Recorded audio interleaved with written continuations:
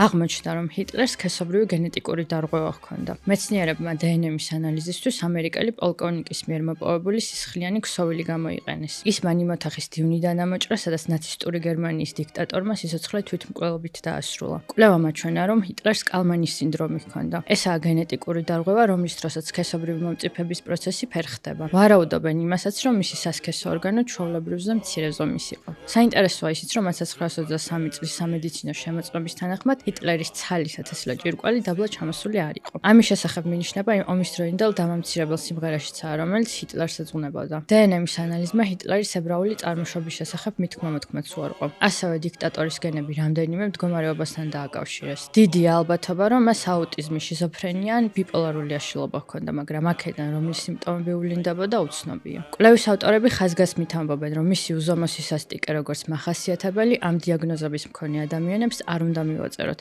რადგან ქცევა 100%-ით გენეტიკურად განპირობებული არაა.